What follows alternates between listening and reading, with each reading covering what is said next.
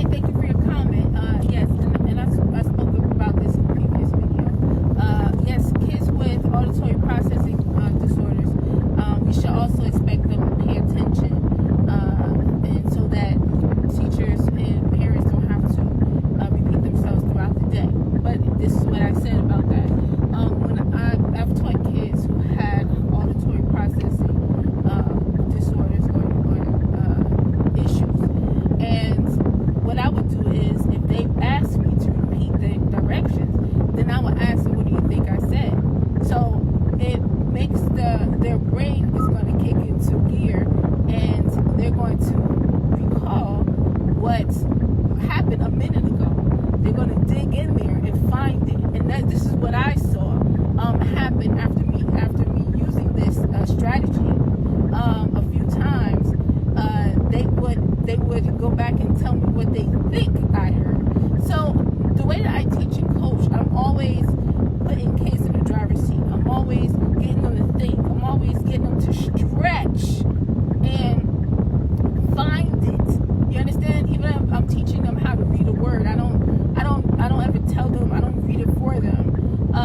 I help them see the parsing word and say, what do you think this sound is? What do you think this sound is? What do you think this sound is? Okay, what happens when you put it all together? What do you think it says? What do you think that word is?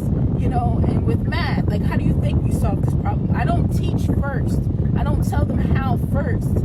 I ask them how. So it's the same thing with this. I ask them, what do you think I said? And then when they tell me what they think they heard, you'd be surprised how many kids, even kids with auditory processing issues, will start to piece it together, and that strengthens their hearing. Okay, it does. It strengthens their hearing, their ability to process what they're hearing, and the information. You know, they can hear it, but it's the way that they process. They're having difficulties. That improves because I'm actually stretching them in that area. So yes, this may be more difficult for some kids than others. Like for kids with auditory processing issues or disorders, yes, it's more difficult for them. Every child is different, so we figure out where they start from, and then we move them along. We figure out what we have to do to move them along. So this is better for them. They can follow directions better. They can hear better. They can get right to work better. They can get right on task better. They can learn better. We have to always be looking for better. We always have to be looking for growth.